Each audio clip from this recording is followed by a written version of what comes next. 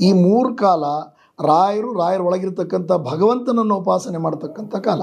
ಈ 3 ದಿವಸಗಳಲ್ಲಿ ಏನಾಗುತ್ತೆ, ಭಗವಂತನ ವಿಶೇಷ ಸನ್ನಿಧಾನ ರಾಯರೊಳಗೆ ಇರುತ್ತೆ. ಹಾಗಾಗಿ ಈ ಆರಾಧನೆಗೆ ಅತ್ಯಂತ ಶ್ರೇಷ್ಠ.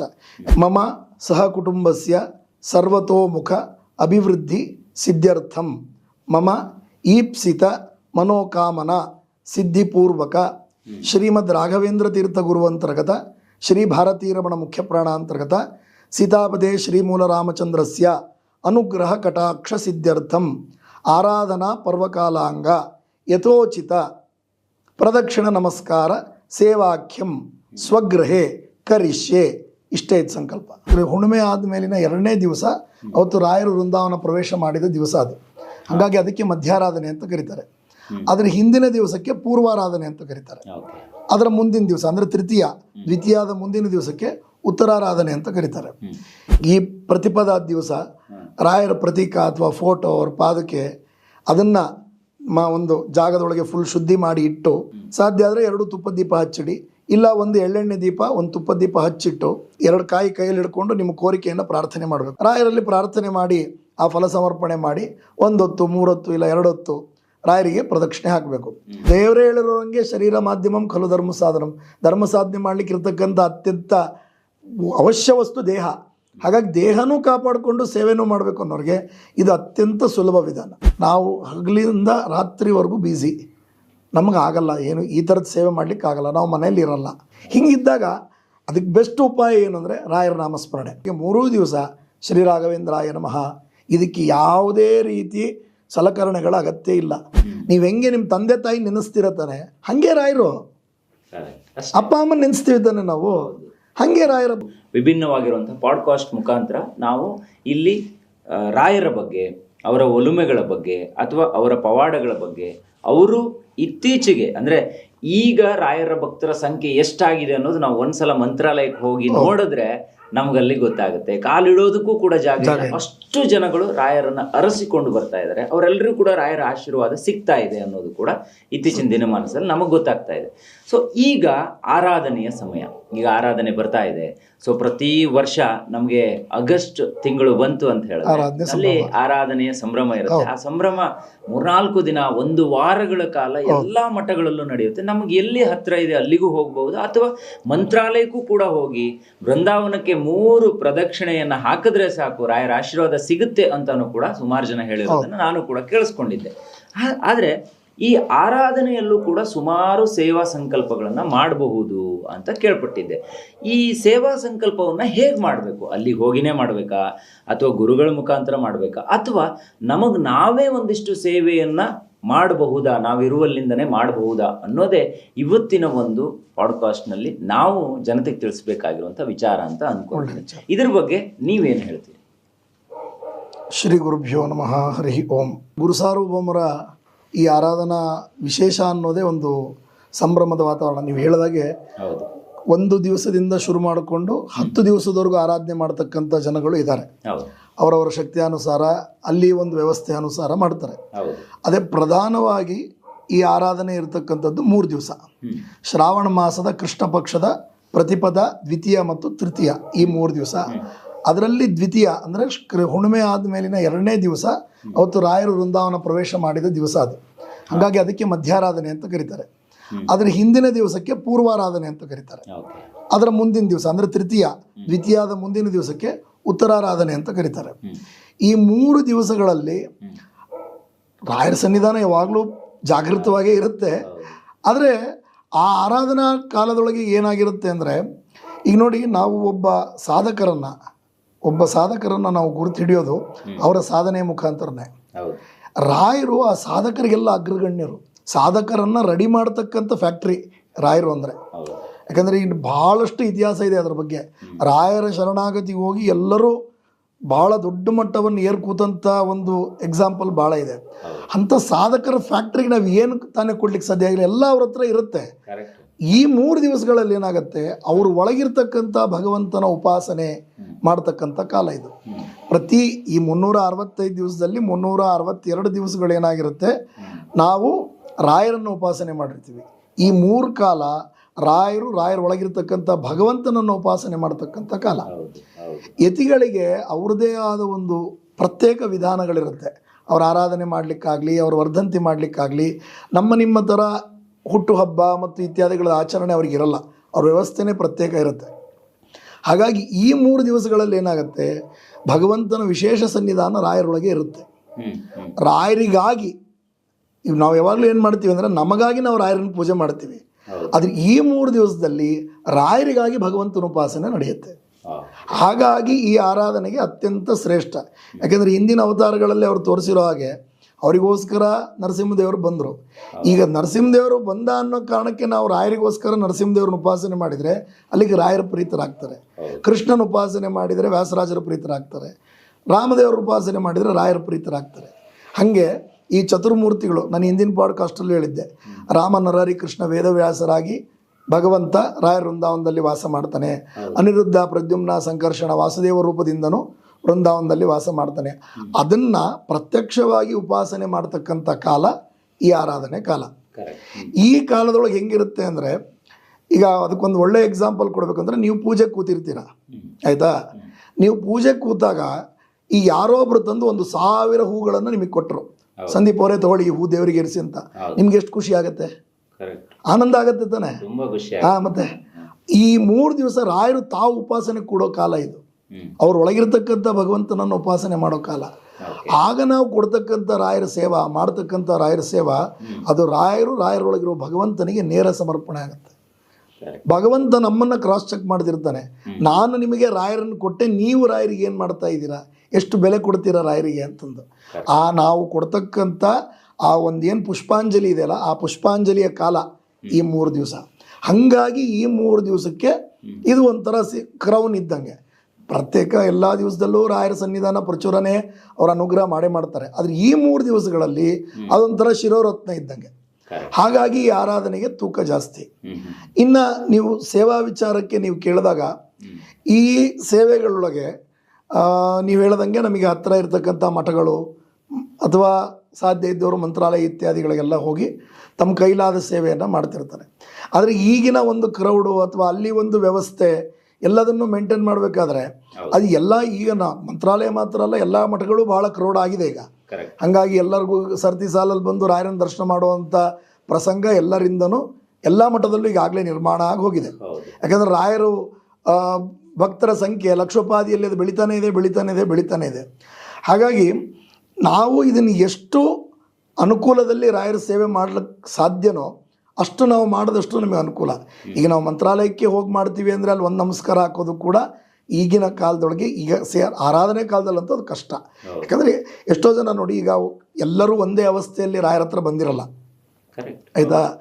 ರಾಯರ ಸೇವೆ ಅನ್ನೋದು ಶುರುವಾಗೋದು ಎಲ್ಲಿಂದ ಅಂತಂದರೆ, ರಾಯರ ಭಕ್ತರಿಗೆ ಅನುಕೂಲ ಮಾಡಿಕೊಡೋದ್ರಿಂದನೇ ರಾಯರ ಸೇವೆ ಶುರುವಾಗೋದು. ಈಗ ನಾನೊಬ್ಬನ ಸೇವೆ ಮಾಡ್ತೀನಿ ಅಂತ 10 ಜನಕ್ಕೆ ಅನಾನುಕೂಲ ಮಾಡಿ ಸೇವೆ ಮಾಡಿದರೆ ಅದರಲ್ಲಿ ಅರ್ಥ ಇರಲ್ಲ, ಆಯಿತಾ? ಹಂಗಿದ್ದಾಗ ನಾವು ಮಂತ್ರಾಲಯಕ್ಕೆ ಹೋಗಿ ಸೇವೆ ಮಾಡ್ತೀವಿ ಈ 3 ದಿವಸದಲ್ಲಿ ಅಂದರೆ ಅದು ಸ್ವಲ್ಪ ಕಷ್ಟ ಸಾಧ್ಯ. ಅದನ್ನು ಸಾಧಿಸುವಂಥ ಜನನೂ ಇದ್ದಾರೆ, ಆಯಿತಾ? ಯಾಕಂದರೆ ರಾಯರು ಯಾರ ಹತ್ರ ಯಾವಾಗ ಎಲ್ಲಿ ಏನು ತೊಗೋತಾರೆ ಹೇಳೋಕ್ಕಾಗಲ್ಲ. ಹಾಗಾಗಿ ಆದರೆ ಅದರೊಳಗೆ ಈಗ ಸೇವಾ ಅಂತ ಬಂದು ನಾನು ಈ 3 ದಿವಸದಲ್ಲಿ ರಾಯರಿಗೆ ಏನು ನಾನು ಆತ್ಮಸಮರ್ಪಣೆ ಮಾಡ್ಕೋಬೋದು, ನನ್ನ ಆತ್ಮನಿವೇದನೆ ನಾನು ಏನು ಮಾಡ್ಬೋದು, ಅಥವಾ ನಾನು ಏನು ಮಾಡಿದರೆ ಇದು ಅನುಕೂಲ ಆಗುತ್ತೆ ಅನ್ನೋದು ಬಂತು ರಾಯರಿಗೆ ಅಂತಂದರೆ, ಆವಾಗ ಒಂದು ಈ 3 ದಿವಸಗಳಲ್ಲಿ ಅಂದರೆ ಶ್ರಾವಣ, ಕೃಷ್ಣ, ಪಾಡ್ಯ, ಬಿದಿಗೆ ಮತ್ತು ತದಿಗೆ, ಈ 3 ದಿವಸಗಳೊಳಗೆ ತಮ್ಮ ಮನೆಯೊಳಗೂ ಆಯಿತು ಅಥವಾ ಕಮ್ಮಿ ಕ್ರೌಡ್ ಇದ್ದ ಮಠದಲ್ಲೂ ಹೋಗಿನೂ ಕೂಡ ಪ್ರದಕ್ಷಿಣೆ ನಮಸ್ಕಾರದ ಸೇವೆಯನ್ನು ಜನ ಮಾಡ್ಬೋದು, ಆಯಿತಾ? ಆ ಮಠ ಸ್ವಚ್ಛ ಮಾಡುವಂಥ ಕೆಲಸ ಇರ್ಬೋದು, ಅದು ಕೂಡ ರಾಯರ ಸೇವೆ ಇದನ್ನೇ ಪರಿಗಣಿಸುತ್ತೆ. ಎಲ್ಲ ಸೇವೆನೇ ಆಗುತ್ತೆ. ಆದರೆ ಕೆಲವ್ರದ್ದು ಅವ್ರಿಗೆ ಎಲ್ಲರಿಗೂ ಒಂದೊಂದು ಕಾನ್ಸೆಪ್ಟ್ ಇಟ್ಕೊಂಡಿರ್ತಾರಲ್ಲ ಲೈಫ್ ಒಳಗೆ. ಕೆಲವೊಬ್ಬರು ಜನರಿಗೆ ಸೇವೆ ಮಾಡೋದನ್ನು ರಾಯರ ಸೇವೆ ಅನ್ಕೋತಾರೆ, ಕೆಲವೊಬ್ರು ಏನಾದರೂ ದಾನ ಕೊಡೋದನ್ನು ರಾಯರ ಸೇವೆ ಅನ್ಕೋತಾರೆ, ಕೆಲವರು ತಾವು ತಮ್ಮ ತನುಮನ ಧನಗಳಿಂದ ಇನ್ವಾಲ್ವ್ ಆಗೋದು ಸೇವೆ ಅಂತ ತಿಳ್ಕೊತಾರೆ, ಕೆಲವೊಬ್ರು ಧ್ಯಾನ ಮಾಡೋದನ್ನು ಸೇವೆ ಅಂತ ತಿಳ್ಕೊತಾರೆ. ಹಾಗೆ ಕೆಲವೊಬ್ರು ನಾವೇ ಮೈ ದಣಿಸಿ ರಾಯರಿಗೆ ನಮಸ್ಕಾರ ಹಾಕಬೇಕು, ಅಥವಾ ಈ 3 ದಿವಸದಲ್ಲೇ ರಾಯರು ನನ್ನ ಕಾಮನೆಯನ್ನು ತೀರಿಸೋ ಅಷ್ಟು ನಾನು ಅವರಿಗೆ ಸಂಕಲ್ಪ ಮಾಡಿ ಸೇವೆ ಮಾಡಬೇಕು. ಈ ಥರದವರಿಗೆ ಒಂದು ಭಾಳ ಈಸಿ, ಅಂದರೆ ಇದು ಹೆಂಗೆ ಅಂದರೆ ಒಂಥರ ಕಸ್ಟಮೈಸ್ಡ್ ಸೇವಾ ಇದ್ದಂಗೆ. ಇದು ಇವತ್ತು ನಾನು ಹೇಳ್ತಿರೋದೇನು ಇದು ಹೊಸದಲ್ಲ, ಇದು ಪ್ರಾಚೀನ ಕಾಲದಿಂದನೂ ಸೇವೆ ಅನ್ನೋ ವಿಚಾರದಲ್ಲಿ ನಡೆದು ಬಂದಿದ್ದು. ಏನು ಮಾಡ್ಬೋದು ಅಂತಂದರೆ, ಈ ಪ್ರತಿಪದ ದಿವಸ ರಾಯರ ಪ್ರತೀಕ ಅಥವಾ ಫೋಟೋ, ಅವ್ರ ಪಾದಕ್ಕೆ ಅದನ್ನು ಒಂದು ಜಾಗದೊಳಗೆ ಫುಲ್ ಶುದ್ಧಿ ಮಾಡಿ ಇಟ್ಟು ಅದರ ಮುಂದೆ 2 ದೀಪ ಹಚ್ಚಿಟ್ಟು, ಸಾಧ್ಯ ಆದರೆ 2 ತುಪ್ಪದ ದೀಪ ಹಚ್ಚಿಡಿ, ಇಲ್ಲ ಒಂದು ಎಳ್ಳೆಣ್ಣೆ ದೀಪ ಒಂದು ತುಪ್ಪದ ದೀಪ ಹಚ್ಚಿಟ್ಟು ನಿಮ್ಮ ಕೋರಿಕೆಯನ್ನು 2 ಕಾಯಿ ಕೈಯಲ್ಲಿ ಹಿಡ್ಕೊಂಡು ನಿಮ್ಮ ಕೋರಿಕೆಯನ್ನು ಪ್ರಾರ್ಥನೆ ಮಾಡಬೇಕು. ಏನು ಕಾಮನೆಯಿಂದ ನಾವು ರಾಯರಿಗೆ ಸೇವೆ ಮಾಡ್ತಾ ಇದ್ದೀವಿ ಆರಾಧನಾ ಪರ್ವಕಾಲದೊಳಗೆ ಅಂತ ಅದನ್ನು ಮಾಡಿ ರಾಯರ ಮುಂದೆ ಇಟ್ಟು, ಆ ಒಂದು ರಾಯರ ಪ್ರತೀಕಕ್ಕೆ ಆ ಫಲ ಸಮೇತವಾಗಿ ನಿಮಗೆ ಎಷ್ಟು ಅಂದಾಜು 21 ಪ್ರದಕ್ಷಿಣೆ, 48, 28, 27, 54, 108 1000 ಹಾಕಿದವರು ಇದ್ದಾರೆ, ನಾನು ನೋಡಿದ್ದೀನಿ. ಹಾಗೆ ಅವ್ರವ್ರ ಶಕ್ತಿ ಅನುಸಾರ ಅದು, ಆಯಿತಾ. ಯಾಕೆಂದರೆ ನಾವು ಸೇವೆ ಹೆಂಗೆ ಮಾಡಬೇಕು ಅಂತಂದರೆ ಮುಂದಿನ ದಿವಸಕ್ಕೂ ಸೇವೆ ನಾವು ಮಾಡಿರಬೇಕು, ಅಷ್ಟು ಶಕ್ತಿ ಉಳಿಯೋಷ್ಟು ಸೇವೆ ಮಾಡಬೇಕು.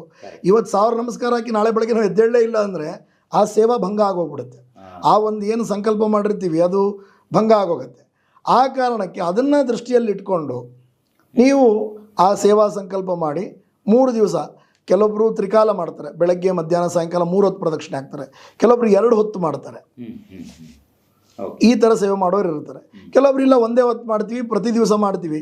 ಈಗ ಅಂದರೆ ಎಲ್ಲರಿಗೂ ಅವ್ರದ್ದೇ ಆದಂಥ ಕಮಿಟ್ಮೆಂಟ್ಸ್ ಇರುತ್ತಲ್ಲ. ಈ ಸಲ ಏನೋ ಆರಾಧನೆ ವೀಕೆಂಡ್ ಬಂದಿದೆ, ಶನಿವಾರ ಭಾನುವಾರ ಸೋಮವಾರ, ಹಾಗಾಗಿ 2 ದಿವಸ ಎಲ್ಲರೂ ಸೇವೆ ಮಾಡಲಿಕ್ಕೆ ಒಳ್ಳೆ ಕಾಲಾವಕಾಶ ಇದೆ. ಅದೇ ಪ್ರತಿ ಸಲ ಹಾಗಾಗಲ್ಲ. ಹಂಗಿದ್ದಾಗ ಅವರವರೊಂದು ಕಾಲಾವಧಿಗೆ ಅನುಕೂಲ ಆಗುವಂಗೆ ರಾಯರಲ್ಲಿ ಪ್ರಾರ್ಥನೆ ಮಾಡಿ ಆ ಫಲ ಸಮರ್ಪಣೆ ಮಾಡಿ 1 ಹೊತ್ತು 3 ಹೊತ್ತು ಇಲ್ಲ 2 ಹೊತ್ತು ರಾಯರಿಗೆ ಪ್ರದಕ್ಷಿಣೆ ಹಾಕಬೇಕು. ಈ ಸೇವೆ ಅತ್ಯಂತ ಸಂಕ್ಷಿಪ್ತವಾಗಿರ್ತಕ್ಕಂಥ ಈಸಿಯೆಸ್ಟ್ ಸೇವಾ, ಆಯಿತಾ. ನಾನು ಇದ್ರ ಸಂಕಲ್ಪವನ್ನು ನಾನು ನಿಮಗೆ ತಿಳಿಸ್ತೀನಿ, ನೀವು ಅದನ್ನು ಕೂಡ ಹಾಕಿ. ಭಾಳ ಈಸಿ ಇದೆ ಅದು. ಅದೇನು ನಮಗೆ ಸಂಸ್ಕೃತ ಬರಲ್ಲ, ನಾವು ಸೇವೆ ಮಾಡೋಕ್ಕಾಗಲ್ಲ ಅಂತ ಅಂದ್ಕೊಳ್ಳೋರು ಸಂಖ್ಯೆನೂ ಜಾಸ್ತಿ ಇರುತ್ತೆ ಪಾಪ. ಹಾಗೇನಿಲ್ಲ, ರಾಯರ ಮುಂದೆ ಕಾಯಿ ಹಿಡ್ಕೊಂಡು 2 ತಟ್ಟೆ ಒಳಗೆ 2 ಕಾಯಿ ಹಿಡ್ಕೊಂಡು ಕೈ ಒಳಗೆ ಹಿಡ್ಕೊಂಡು ಮಮ ಸಹ ಕುಟುಂಬಸ್ಯ ಸರ್ವತೋಮುಖ ಅಭಿವೃದ್ಧಿ ಸಿದ್ಧ್ಯರ್ಥಂ ಮಮ ಈಪ್ಸಿತ ಮನೋಕಾಮನ ಸಿದ್ಧಿಪೂರ್ವಕ ಶ್ರೀಮದ್ ರಾಘವೇಂದ್ರ ತೀರ್ಥ ಗುರುವಂತರ್ಗತ ಶ್ರೀ ಭಾರತೀರಮಣ ಮುಖ್ಯ ಪ್ರಾಣಾಂತರ್ಗತ ಸೀತಾಪದೇ ಶ್ರೀಮೂಲ ರಾಮಚಂದ್ರಸ್ಯ ಅನುಗ್ರಹ ಕಟಾಕ್ಷ ಸಿದ್ಧ್ಯರ್ಥಂ ಆರಾಧನಾ ಪರ್ವಕಾಲಾಂಗ ಯಥೋಚಿತ ಪ್ರದಕ್ಷಿಣ ನಮಸ್ಕಾರ ಸೇವಾಖ್ಯಂ ಸ್ವಗೃಹೇ ಕರಿಷ್ಯೆ. ಇಷ್ಟೇ ಇದು ಸಂಕಲ್ಪ. ಇಷ್ಟು ಹೇಳಿ ನೀವು ಮೊದಲನೇ ದಿವಸ ಫಲ ಸಮರ್ಪಣೆ ಮಾಡಿ ರಾಯರಿಗೆ ಪ್ರದಕ್ಷಿಣೆ ಹಾಕೋದು. ಪ್ರದಕ್ಷಿಣೆ ನಮಸ್ಕಾರ ಎಲ್ಲ ಮುಗಿದ ಮೇಲೆ ರಾಯರಿಗೆ ಒಂದು ಹಣ್ಣು ಕಾಯಿ ಏನಾದರೂ ನೈವೇದ್ಯ ಮಾಡಿ ಒಂದು ಮಂಗಳಾರತಿ ಮಾಡಿ ಮತ್ತೆ ರಾಯರನ್ನು ದೇವರ ಮನೆಯಲ್ಲಿ ವಾಪಸ್ಸಿಟ್ಟು ಮತ್ತು ಮಧ್ಯಾಹ್ನಕ್ಕೆ ಮತ್ತೆ ನೀಟಾಗಿ ನೆಲ ಒರೆಸಿ ಮತ್ತೆ ರಾಯರನ್ನು ತಂದಿಟ್ಟು ಪ್ರದಕ್ಷಿಣೆ, ಮತ್ತು ಸಾಯಂಕಾಲಕ್ಕೆ ಅದೇ ರಿಪೀಟ್. ಹೀಗೆ 3 ದಿವಸ. ಇಲ್ಲ ಒಂದೇ ದಿವಸ ಆಗುತ್ತೆ ಅಂದರೆ ಮಧ್ಯಾರಾಧನೆ ಒಂದೇ ದಿವಸನೂ ಮಾಡ್ಬೋದು. ಅದೇ ಸೇಮ್ ಪ್ರೋಸೆಸ್. ಇದೇ ಸೇಮ್ ಪ್ರೋಸೆಸ್. ಇದು ಈಸಿಯೆಸ್ಟ್ ವೇ ಇದು ಸೇವೆ ಮಾಡಲಿಕ್ಕೆ. ಮನೆಯಲ್ಲಿ ಯಾರು ಬೇಕಾದರೂ ಮಾಡ್ಬೋದು. ಹೌದು. ನಾನು ಎಲ್ಲೋ ಒಂದು ಕಡೆ ಓದಿದ್ದೆ, ಪೂರ್ತಿ ನೆನಪಾಗ್ತಾ ಇಲ್ಲ. ಒಬ್ಬ ನಮ್ಮ ರಾಜ್ಯದ ಶ್ರೇಷ್ಠ ಕವಿ, ಅವರು ಮೋಸ್ಟ್ಲಿ ದ ರಾ ಬೇಂದ್ರೆ ಇರ್ಬೋದು ಅಂದ್ಕೊಂಡೆ. ಅವ್ರ ತಾಯಿ ಮನೆಯೊಳಗೆ 1,00,000 ಪ್ರದಕ್ಷಿಣೆ ಹಾಕಿದ್ರಂತೆ. ಅಂದರೆ ದ ರಾ ಬೇಂದ್ರೆ ಹುಟ್ಟೋಕ್ಕಿಂತ ಮುಂಚೆ. ಆಮೇಲೆ ಇಂಥ ವ್ಯಾಕರಣ ಪುರುಷ ಹುಟ್ಟಿದ್ದು. ನಾನು ಯಾವುದೋ ಒಂದು ಪುಸ್ತಕದಲ್ಲಿ ಓದಿದೆ, ನಾನು ನೆನಪಿಲ್ಲ ಅದು ಎಲ್ಲೋ ಕರೆಕ್ಟಾಗಿ. ಆದರೆ ಮೋಸ್ಟ್ಲಿ ದ ರಾ ಬೇಂದ್ರೆ ಅವ್ರ ತಾಯಿನೇ ಇರಬೇಕು. ಒಬ್ಬ ಒಳ್ಳೆ ಮಗ ಬೇಕು ನನಗೆ, ಸಮಾಜಕ್ಕೆ ಆಸ್ತಿ ಆಗುವಂಥ ಮಗ ಬೇಕು ಅಂತ ಹೇಳಿ ಮನೆಯೊಳಗೆ 1,00,000 ಪ್ರದಕ್ಷಿಣೆ ಹಾಕಿದ್ರಂತವ್ರು. 1,00,000 ಪ್ರದಕ್ಷಿಣೆ. ಆಮೇಲೆ ಇಂಥ ಇವತ್ತಿಗೂ ನೆನೆಸ್ತೀವಿ ನೋಡಿ ನಾವು ದ ರಾ ಬೇಂದ್ರೆ ಅವ್ರನ್ನ. ಅಂಥ ಕನ್ನಡಕ್ಕೆ ಅಂತ ಹೊರಹೊಮ್ಮುವಂಥ ಶಬ್ದಕೋಶವನ್ನು ಕೊಟ್ಟಂಥ ವ್ಯಕ್ತಿ ಅವರು. ಇವತ್ತಿಗೂ ದ ರಾ ಬೇಂದ್ರೆ ಅವ್ರ ಕೃತಿ ಅರ್ಥ ಆಗದೆ ಇರೋ ಜನನೆಲ್ಲ ಅಷ್ಟು ತಿಳಿಯಾಗಿ ಹಾಸ್ವಕ್ಕಾಗಿ ಬರೆದಿರ್ತಕ್ಕಂಥ ವಿಚಾರ. ಅಂಥ ಪುಂಜಗಳು ಅವ್ರ ಬಾಯಿಂದ ಬರಬೇಕಾದ್ರೆ ಅವ್ರ ತಾಯಿ ಇನ್ನೆಷ್ಟು ಸೇವೆ ಮಾಡಿರ್ಬೇಕು ಯೋಚನೆ ಮಾಡಿ. ಹಾಗಾಗಿ ಈ ಸೇವೆ ಅನ್ನೋದು ಹೆಂಗಿರುತ್ತೆ ಅಂದರೆ, ಇದನ್ನು ನಾವು ಆದಷ್ಟು ಅದನ್ನು ಬಹಳ ಟೈಟ್ ಮಾಡ್ಕೋಬಾರ್ದು. ಹೇಳಿದ್ನಲ್ಲ, ಈಗ 1 ದಿವಸ ಸೇವೆ ಮಾಡಿ 2ನೇ ದಿವಸ ನಾವು ಅದರ ಅನಾರೋಗ್ಯಕ್ಕೋ ಮೈಕೈ ನೋವಿಂದನೋ ಮಲ್ಕೊಂಬಿಟ್ರೆ 2ನೇ ದಿವಸದ ಸೇವೆ ಮಾಡೋಕ್ಕಾಗಲ್ಲ. ಅದು ಬಹಳ ಕಷ್ಟ ಅದು. ಮತ್ತು ಹಂಗಿದ್ದಾಗ ಏನಾಗುತ್ತೆ, ನಾವು ಅಂದ್ಕೊಂಡು ಸಂಕಲ್ಪ ಅದು ಸಿದ್ಧಿಸೋಲ್ಲ, ಆಯಿತಾ. ಹಾಗಾಗಿ ನಾವು ಅದನ್ನು ಆ ಪ್ಯಾರಾಮೀಟರ್ಸನ್ನು ಇಟ್ಕೊಂಡು, ಯಾಕಂದ್ರೆ ಕೆಲವೊಂದ್ಸಲ ಏನಾಗಿರುತ್ತೆ, ನಮ್ಮ ಮನಸ್ಸಲ್ಲಿ ಉತ್ಸುಕತೆ ಇದ್ದರೂ ದೇಹ ಅದಕ್ಕೆ ಅನುಕೂಲ ಮಾಡಿಕೊಡ್ತಾ ಮಾಡೋದಿಲ್ಲ. ಬಹಳ ಕಷ್ಟ ಅದು, ಆಯಿತಾ. ಹಂಗಿದ್ದಾಗ ದೇವರೇ ಹೇಳಿರೋಂಗೆ ಶರೀರ ಮಾಧ್ಯಮಂ ಖಲು ಧರ್ಮ ಸಾಧನಂ, ಧರ್ಮ ಸಾಧನೆ ಮಾಡಲಿಕ್ಕೆ ಇರ್ತಕ್ಕಂಥ ಅತ್ಯಂತ ಅವಶ್ಯ ವಸ್ತು ದೇಹ. ಹಾಗಾಗಿ ದೇಹನೂ ಕಾಪಾಡಿಕೊಂಡು ಸೇವೆನೂ ಮಾಡಬೇಕು ಅನ್ನೋರಿಗೆ ಇದು ಅತ್ಯಂತ ಸುಲಭ ವಿಧಾನ. ಇನ್ನೊಂದು ವರ್ಗದ ಜನ ಇದೆ, ನಾವು ಹಗಲಿಂದ ರಾತ್ರಿವರೆಗೂ ಬ್ಯುಸಿ, ನಮಗೆ ಆಗಲ್ಲ, ಏನು ಈ ಥರದ ಸೇವೆ ಮಾಡಲಿಕ್ಕೆ ಆಗಲ್ಲ, ನಾವು ಮನೇಲಿ ಇರಲ್ಲ, ಅಥವಾ ಕೆಲವ್ರ ಮನೇಲಿ ಪರಿಸ್ಥಿತಿ ಹೆಂಗಿರುತ್ತಂದರೆ ನಮ್ಮ ಮನೇಲಿ ನಮ್ಮ ಜೊತೆ ಇರೋರು ಕೋಆಪ್ರೇಟ್ ಮಾಡಲ್ಲ, ಸೇವೆ ಮಾಡೋಕ್ಕೆ ಬಿಡಲ್ಲ, ನಾನು ಅಧ್ಯಾತ್ಮದಲ್ಲಿ ಇರೋದೇ ಅವ್ರಿಗೆ ವಿರೋಧ ಇದೆ, ಈ ಥರದ್ದು ಭಾಳಷ್ಟು ಕಾನ್ಸಿಕ್ವೆನ್ಸಸ್ ಇರುತ್ತೆ. ಹೌದು ನನ್ನ ಹತ್ರ ಭಾಳ ಇದೆ ಆ ಥರದ್ದು ಟಾಪಿಕ್ಸು ಬಂದಿರೋರು ಇದ್ದಾರೆ. ನಾವು ಎಷ್ಟು ಮಾಡಬೇಕು ಅಂತೀವ್ರಿ, ನಮ್ಮ ಮನೇಲಿ ಸಪೋರ್ಟ್ ಮಾಡಲ್ಲ, ಗಂಡಂಗೆ ಇಂಟ್ರೆಸ್ಟ್ ಇದ್ದಾಗ ಹೆಂಡ್ತಿ ಸಪೋರ್ಟ್ ಇರಲ್ಲ, ಹೆಂಡ್ತಿ ಮಾಡಬೇಕು ಅಂದಾಗ ಗಂಡನ ಸಪೋರ್ಟ್ ಇರಲ್ಲ, ಮಗ ಸೊಸೆಗೆ ಅನುಕೂಲ ಇದ್ದಾಗ ಅತ್ತೆ ಮಾವ ಬಿಡ್ತಿರಲ್ಲ, ಅತ್ತೆ ಮಾವ ಮಾಡ್ತಿರ್ಬೇಕಾದ್ರೆ ಸೊಸೆ ಅದಕ್ಕೆ ಮಗ ಅದಕ್ಕೆ ಅವಕಾಶ ಕೊಡ್ತಿರಲ್ಲ, ಹಿಂಗಿರುತ್ತೆ. ಹಿಂಗಿದ್ದಾಗ ಅದಕ್ಕೆ ಬೆಸ್ಟ್ ಉಪಾಯ ಏನು ಅಂದರೆ ರಾಯರ ನಾಮಸ್ಮರಣೆ. ಈ ಆರಾಧನೆ ಒಳಗೆ 3 ದಿವಸ ಶ್ರೀ ರಾಘವೇಂದ್ರಾಯ ನಮಃ, ಇದಕ್ಕೆ ಯಾವುದೇ ರೀತಿ ಸಲಕರಣೆಗಳ ಅಗತ್ಯ ಇಲ್ಲ. ಕೇವಲ ಮಾನಸಿಕವಾಗಿ ಡಿಸೈಡ್ ಆಗಿ ಎಸ್ ನಾನು 3 ದಿವಸ ರಾಯರ ಸೇವಾ ಮಾಡ್ತೀನಿ ಅನ್ನೋ ಡಿಸಿಷನ್ನೇ ದೊಡ್ಡ ಸಂಕಲ್ಪ. ಅಷ್ಟೇ ಅನಿವಾರ್ಯ. ಮತ್ತು ಏನು ಬಿಡೋದಕ್ಕಿಂತ ಮಾಡೋದು ಒಳ್ಳೇದಲ್ವಾ, ಬಿಡೋದಕ್ಕಿಂತ ಮಾಡೋದು ಒಳ್ಳೇದು. ಒಬ್ಬ ಕ್ಲೈಂಟ್ ಇದ್ದರು ನನಗೆ, ಈಗೂ ಇದ್ದಾರೆ ಅವರು ಅರಬ್ ಕಂಟ್ರಿಗಳಿಗೆ ಹೋಗ್ಬಿಟ್ಟಿದ್ರು. ಆ ಹೋಗುವಾಗ ತಲೆ ಒಳಗೆ ಏನು ತುಂಬ ಕಳಿಸ್ಬಿಟ್ಟಿದ್ರು ನಮ್ಮ ಜನ ಅಂತಂದರೆ, ಅಲ್ಲಿ ನೀನು ಹೋಗಿ ಅಲ್ಲೆಲ್ಲ ಪ್ರಾಣಿ ವಧೆ ಎಲ್ಲ ಭಾಳ ಮಾಡ್ತಾರೆ, ಗೋಹತ್ಯೆ ಎಲ್ಲ ಮಾಡ್ತಾರೆ, ನೀನು ಅಂಥ ಜಾಗದಲ್ಲಿ ಹೋಗಿ ದೇವ್ರ ಸ್ಮರಣೆ ಮಾಡಿದ್ರೆ ನೀನು ಕರ್ಮ ಅಂಟುಬಿಡುತ್ತೆ, ಹೀಗೆಲ್ಲ ತಲೆಯಲ್ಲಿ ತುಂಬ ಕಳಿಸ್ಬಿಟ್ರು ಅವನ್ನ. ಅವನಿಗೆ ಅದು ಭಾಳ ಇರಿಟೇಟ್ ಆಗ್ಬಿಡ್ತು. ಅವನಿಗೆ ದೇವ್ರನ್ನ ಬಿಟ್ಟು ದೇವ್ರಂದ್ರೆ ರಾಯರನ್ನೇ ಬಿಟ್ಟು ಬದುಕೋ ಒಂದು ಇದಿರಲಿಲ್ಲ. ಯಾಕಂದ್ರೆ ಅವನು ಕಷ್ಟ ಅಂದರೆ ರಾಯರನ್ನು ಸ್ಮರಣೆ ಮಾಡಿ ಮಠಕ್ಕೆ ಹೋಗಿ ಮಂತ್ರಾಕ್ಷತೆ ತಲೆ ಮೇಲೆ ಹಾಕ್ಕೊಂಡು ಜೀವನದಲ್ಲಿ ಬೆಳೆದಂಥ ವ್ಯಕ್ತಿ. ಅವನಿಗೆ ಇದನ್ನೆಲ್ಲ ಹೇಳಿ ಕಳಿಸ್ಬಿಟ್ಟಿದ್ರು. ಆತ ನನಗೆ ಫೋನ್ ಮಾಡ್ದ, ಇಲ್ಲ ಗುರುಗಳೇ ಹಿಂಗಾಗಿದೆ ನನ್ನ ಪರಿಸ್ಥಿತಿ, ಸ್ಮರಣೆ ಮಾಡಬೇಡ ಅಂತ ಹೇಳ್ತಾರೆ, ರಾಯರ ಸ್ಮರಣೆ ಬಿಟ್ಟು ಹೆಂಗಿರ್ಬೇಕು, ನಾನು ಹೆಂಗಾಗತ್ತೆ, ಈಗ ನಾನು ಹೆಂಗೆ ಪಾಸಿಟಿವಿಟಿ ಕನೆಕ್ಟ್ ಆಗಲಿ, ನಾನು ವೃತ್ತಿ ಬಿಟ್ಟರೆ ಸಂಸಾರ ನಡೆಯಲ್ಲ, ಸ್ಮರಣೆ ಬಿಟ್ಟರೆ ಜೀವಕ್ಕೆ ಸಮಾಧಾನ ಇಲ್ಲ, ಏನು ಮಾಡಬೇಕು ನಾನು? ನಂದು ದೇಶ ಕಾಲಮಾನಗಳು ಭಗವಂತನನ್ನು ಯಾವತ್ತೂ ಕಟ್ಟಾಕೋಕ್ಕಾಗಲ್ಲ, ಆಯಿತಾ? ಈಗ ನಾವೇ ಉದ್ದೇಶಪೂರ್ವಕವಾಗಿ ಯಾವುದೋ ಒಂದು ಕೆಟ್ಟ ಕೆಲಸ ನಡೆಯುವಂಥ ಜಾಗದಲ್ಲಿ ಇದ್ದೀವಿ, ನಾವು ಆ ಕೆಲಸ ಮಾಡ್ತೀವಿ ಅಂದರೆ ಅದು ನಮಗೆ ಬೈಂಡ್ ಆಗುತ್ತೆ. ವೃತ್ತಿಯಾನುಸಾರ ಹೋಗಿರ್ತೀಯ ನೀನು, ಮತ್ತು ನೀನಲ್ಲೋ ಮಠ ಕಟ್ತಾ ಇಲ್ಲ, ನಿನ್ನ ಮನಸ್ಸೊಳಗೆ ಶ್ರೀರಾಘವೇಂದ್ರಾಯನ ಮನ್ನಕ್ಕೆ ಯಾಕೆ ಇನ್ನೊಬ್ಬರ ಅಪ್ಪಣೆ ಕೇಳಬೇಕು ನೀನು? ಹೌದಾ? ಮತ್ತೆ ಈಗ ಧರ್ಮ ಪಾಲನೆ ಮಾಡಲಿಕ್ಕೆ ಸಾಕಷ್ಟು ನಮ್ಗೆ ಅನುಕೂಲತೆಗಳು ಶಾಸ್ತ್ರದಲ್ಲಿ ಕೊಟ್ಟಿದ್ದಾರೆ. ಈಗ ಯಾರೋ ದಾರಿ ಹೋಗ್ರು ಹಿಂಗೆ ಹೇಳಿ ಕಳಿಸ್ತಾರೆ ಅಂದರೆ ಧರ್ಮ ಯಾವ ರೀತಿ ಬೆಳಿಬೇಕು? ನಾನು ಕೇಳ್ದೆ, ಅದಕ್ಕೆ ಏನೋ ತಲೆ ಕೆಡಿಸ್ಕೊಬಿಡ್ರಿ. ನೀವು ಹೆಂಗೆ ನಿಮ್ಮ ತಂದೆ ತಾಯಿ ನೆನೆಸ್ತಿರ ತಾನೆ, ಹಾಗೆ ರಾಯರು ಅಪ್ಪ ಅಮ್ಮ ನೆನೆಸ್ತೀವಿ ತಾನೆ ನಾವು, ಹಾಗೆ ರಾಯರಪ್ಪ ನಮ್ಮ ತಂದೆ ತಾಯಿಯವರು. ಅಪ್ಪ ಅಮ್ಮ ಈ ಒಂದು ಜನ್ಮಕ್ಕಷ್ಟೇ ಅಪ್ಪ ಅಮ್ಮ, ಅದು ರಾಯರು ನಮಗೆ ಜನ್ಮಾಂತರದಿಂದ ನಮ್ಮನ್ನು ನೋಡ್ಕೊಂಬಂದಿರ್ತಾರೆ. ಹಾಗಾಗಿ ಇವತ್ತು ನಾವು ಅವ್ರ ಹೆಸರನ್ನು ನಮ್ಮ ಬಾಯಿಂದ ಹೇಳೋಷ್ಟು ನಮಗೊಂದು ನಿರ್ಭೀತಿ. ಈಗ ನೀವು ರಾಯರ ಹೆಸರು ಹೇಳ್ಬೇಕಾದ್ರೆ ನಿಮಗೆ ಭಯ ಆಗುತ್ತಾ? ನನಗೂ ಆಗಲ್ಲ. ಯಾಕೆ ಹೇಳ್ರಿ? ಅವ್ರು ಜನ್ಮಾಂತರದಿಂದ ನಿಮ್ಮನ್ನು ಸಾಕ್ತಾ ಬಂದಿದ್ದಾರೆ. ನಮ್ಮ ಈ ದೇಹಕ್ಕೆ ಪರಿಚಯ ಇಲ್ಲ ಅಂದ್ರೆ ಒಳಗಡೆ ಇರೋ ಜೀವಾತ್ಮಕ ರಾಯರ ಪರಿಚಯ ಇದೆ. ಹಾಗಾಗಿ ನಮ್ಗೆ ಅಷ್ಟು ಲೀನಿಯನ್ಸ್ ಇದೆ ರಾಯರ ಬಗ್ಗೆ ಮಾತಾಡೋಕ್ಕೆ. ಹಂಗಿದ್ದಾಗ ನೀವು ಯಾಕೆ ಆಲೋಚನೆ ಮಾಡ್ತೀರಿ? ಈ ಥರದ್ದೆಲ್ಲ ಬೈಂಡಿಂಗ್ ಇಟ್ಕೋಬೇಡಿ, ದಯವಿಟ್ಟು ನೀವು ಸ್ಮರಣೆ ಮಾಡಿ ಅಂತ ಹೇಳಾದ್ಮೇಲೆ ಆ ಹುಡುಗ ಪಾಪ ಅಲ್ಲೇ ಶ್ರೀರಾಘವೇಂದ್ರನ ಸ್ಮರಣೆ ಮಾಡಿ ಅವ್ನಿಗೇನೋ ಒಂದು ರಿಲ್ಯಾಕ್ಸೇಷನ್ ಆಯ್ತದ. ಇಲ್ಲ ಆ ಮೆಂಟಲ್ ಪ್ರೆಷರ್ ಒಳಗೆ ಅವ್ನು ಹೆಂಗೆ ಬದುಕಕ್ಕೆ ಸಾಧ್ಯ ಇತ್ತು ಹೇಳಿ? ಹಾಗೆ ಈ ನಮ್ಮ ಕೆಲವರು ಉಪದೇಶ ಕೊಡೋ ಅಂಥವ್ರು ಧರ್ಮವನ್ನು ವಿಪರೀತ ಮ್ಯಾನಿಪುಲೇಟ್ ಮಾಡಿ ಉಪದೇಶ ಕೊಟ್ಬಿಡ್ತಾರೆ. ಹೀಗಾಗಿ ನೋಡಿ, ಈಗಿನ ನಾರ್ಮಲ್ಲಾಗಿ ಈಗಿನ ಪೀಳಿಗೆಯೊಳಗೆ ಹೆಂಗಾಗಿದೆ ಅಂದರೆ, ಧಾರ್ಮಿಕತೆ ಅಂದರೆ ಅದೊಂಥರ ಶತ್ರು ಥರ ನೋಡ್ತಾರೆ. ಯಾಕೆ ಅಂದರೆ ಧರ್ಮ ಹೇಳಬೇಕಾದ್ರೆ ಅಷ್ಟು ಇಕ್ಕಟ್ಟಿನ ಪರಿಸ್ಥಿತಿಯಲ್ಲಿ ಹೇಳ್ಬಿಟ್ಟಿದ್ದಾರೆ. ಧರ್ಮನ ನಾವು ಲಿಬರಲ್ಲಾಗಿ ಮಾಡ್ಬೋದು ಅನ್ನೋದು ವಾಕ್ಯಗಳಿದೆ. ಅಂಥ ವಿಚಾರನ ಯಾರು ಹೇಳ್ಕೊಡ್ತಾನೆ ಇಲ್ಲ. ಈಗ ನಾನು ನಿಮ್ಮನ್ನು ಕಟ್ಟಾಕಿ ನೀವು ಓಂ ಶ್ರೀ ರಾಘವೇಂದ್ರ ಅನ್ಮ ಹೇಳೋ ಅನ್ನೋಕ್ಕೆ ಓಂ ಶ್ರೀ ರಾಘವೇಂದ್ರ ಅನ್ಮ ಹೇಳಿದರೆ ನೀವು ಕೈ ಬೀಸ್ಕೊಂಡು ಅಡ್ಡಾಡ್ತಿರೋ ಅನ್ನೋಕ್ಕೆ ವ್ಯತ್ಯಾಸ ಇದೆ ತಾನೆ. ಅವಾಗ ನೀವೇ ಕೈ ಬೀಸಲ್ಲ, ನೀವೇ ಕೈ ಮುಕ್ಕೊಂಡು ಓಂ ಶ್ರೀ ರಾಘವೇಂದ್ರ ಅನ್ಮ ಹೇಳ್ತೀರಾ, ಹೌದಾ? ಇದು ಎರಡು ವಿಧಾನ ಇದೆ ತಾನೆ. ಹಾಂ, ಹಂಗಿದ್ದಾಗ ನಾವು ಅದನ್ನು ನಮ್ದು ಯಾವುದೋ ಒಂದು ಗೂಟಕ್ಕೆ ನಮ್ಮನ್ನೇ ನಾವು ಕಟ್ಟಾಕೋಬಾರ್ದು ಯಾವಾಗಲೂ. ಮತ್ತು ಧರ್ಮಾಚರಣೆ ಅನ್ನೋದು ಹೆಂಗಿರುತ್ತೆ ಗೊತ್ತಾ? ನೀವು ನೋಡಿ, ಎಲ್ಲೇ ನೀವು ಪುರಾಣ ಕಾಲದಿಂದ ಇವತ್ತಿನವರೆಗೂ ಬನ್ನಿ, ಒಬ್ಬನಿಗಿದ್ದಂಗೆ ಇನ್ನೊಬ್ಬನಿಗಿಲ್ಲ. ಅದು ಅವನವನ ಸಾಧನೆ ಮಾರ್ಗ ಬೇರೆಯೇ ಇದೆ, ದಾರಿ ಒಂದೇ, ಆದರೆ ನಡೆಯೋ ಸ್ಪೀಡೇ ಬೇರೆ ಇರುತ್ತೆ ತಾನೆ. ನಾವು ಎಷ್ಟೇ ನಡೆದ್ರೂ ನಮ್ಮ ಒಂದು ಕಾಲಿನ ಅಂತರದ ಅನುಸಾರ ನಡಿತೀವಿ. ಕುಳ್ಳನಿಗೆ ಒಂದು ಹೆಜ್ಜೆ ಇರುತ್ತೆ, ಮಧ್ಯಮ ಹಿಟ್ಟವನಿಗೆ ಒಂದು ಹೆಜ್ಜೆ, ಪೂರ್ತಿ ಹಿಟ್ಟಿರೋನು ಒಂದು ಹೆಜ್ಜೆ ಇಡ್ತಿರ್ತಾನೆ, ಹೌದಾ? ಇರುವೆಗೂ ತಂದೆ ಆದ ಒಂದು ಹೆಜ್ಜೆ ಇರುತ್ತೆ. ಆದರೆ ಇರುವೆ ನಡೆಯೋದಲ್ಲ ಅಂತ ಹೇಳೋಕ್ಕಾಗಲ್ಲ ತಾನೆ. ಆನೆ ಹೆಜ್ಜೆನೇ, ಇರುವೆ ಹೆಜ್ಜೆನೇ. ಹಾಗೆ ಧರ್ಮ ನಾವು ಪಾಲಿಸ್ತಾ ಹೋದರೆ ಅದು ನಮ್ಮನ್ನು ಮೇಲ್ಪಡಿಸ್ತಾ ಹೋಗುತ್ತೆ. ಹಾಗೆ ರಾಯರ ಸೇವೆ ಮಾಡೋಕ್ಕಾಗ್ತಿಲ್ಲ ನನಗೆ, ಇವತ್ತು ನಾನು ಮನೆಯಲ್ಲಿಲ್ಲ, ನಾನು PGಯಲ್ಲಿದ್ದೀನಿ, ನಾನು ಎಲ್ಲೋ ನಮ್ಮ ಅತ್ತೆ ಕೈಯಲ್ಲಿ ಸಿಕ್ಕಾಕೊಂಡಿದ್ದೀನಿ, ಕೆಟ್ಟ ಹೆಂಡತಿ ಕೈಯಲ್ಲಿದ್ದೀನಿ, ದುಷ್ಟ ಗಂಡನ ಕೈಯಲ್ಲಿದ್ದೀನಿ, ಮಕ್ಕಳು ಕೋಆಪ್ರೇಟಿವ್ ಇಲ್ಲ, ಇವೆಲ್ಲ ನಾವು ಕೊಡ್ಕೊಳ್ತಕ್ಕಂಥ ಕಾರಣಗಳಷ್ಟೇ. ಮನಸ್ಸಿನಲ್ಲಿ ಶ್ರೀರಾಘವೇಂದ್ರ ಅನ್ನೋಕ್ಕೆ ಯಾರು ಕಾಡಬೇಕಾಗಿದೆ ಹೇಳಿ? ಯಾರೂ ಕಾಡಲ್ಲ. ಹಾಗಾಗಿ ನಾವು ಆ ಒಂದು ಓಪನ್ ಮೈಂಡಿಂದ ನಾವು ಬಂದು ಸೇವೆ ಮಾಡೋಕ್ಕೆ ಶುರು ಮಾಡಿದರೆ ಖಂಡಿತವಾಗ್ಲೂ ರಾಯರು ಒಲಿದೇ ಒಲಿತಾರೆ. ಎಸ್ ಎಸ್, ಖಂಡಿತ. ಅಂದರೆ ಈಗ ರಾಯರ ಆರಾಧನೆ ಇರುವಂತಹ ಈ ಸಂದರ್ಭದಲ್ಲಿ ತುಂಬ ಜನರಿಗೆ ಒಂದು ಕನ್ಫ್ಯೂಷನ್, ಡೌಟ್ ಇರುತ್ತೆ.